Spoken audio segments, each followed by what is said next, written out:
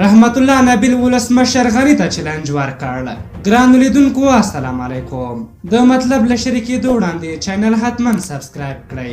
د ملي امنیت پخواني مشر او راتلونکو ولسمشریزو ټاکنو تنومان رحمت الله نبیل وایي د دولت جوړونکی ټیم دې په کمپاین کې له دولتي امکاناتو له استفادې او له قدرتي زوره ډډه وکړي او د ټاکنو خپلواک کمیسیون کې د لاس وهنه نه کوي او خپل واک دې پرېږدي. هغه ولسمشر غني ته چیلنج ورکړی چې مناظرې ته دې ورسره حاضر شي. د هغه په اړه د بیت المال نه د غلطي استفادې، د ملي حاکمیت د نقص، د افغانستان په خاوره د معاملې او لسګونه نورو مواردو کې اسناد لري. هغه وایي د اسنادو او مناظرو کتو وروسته به ولس ته پرېږدي چې څوک انتخابوي تر شا یې درېږي او رایه ورکوي. رحمت الله نبیل وړاندې هم ویلي وو چې اشرف غني، حنیف اتمر او عبدالله عبدالله د ډیورنډ مسلې او په هغه باندې د اغزن تار او معاملې په اړه د ولس ته سپیناوی ورکړي.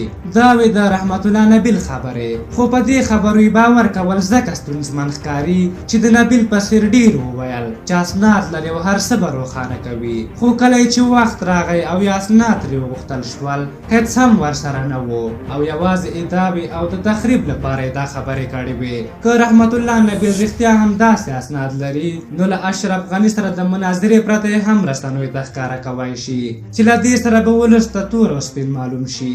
خو که اسناد نه لري او د تخریب لپاره دا ډول خبرې کوي، هیله ترې کوو چې سالمه مبارزه وکړي، خپلې طرحې دې له ملت سره شریکې کړي او له تورونو او ادعاو دې تیر شي. په هر حال تاسو د رحمت الله نبیل د خبرو په هکله څه نظر لرئ؟ خپل نظرونه مو راته په کومنټ کې ولیکئ. که زموږ دغه ویډیو مو خوښه شوې وي ضروري لایک کړئ. تر بلې ویډیو مو په لوی او بخښونکي خدای سپارم. د الله په امان.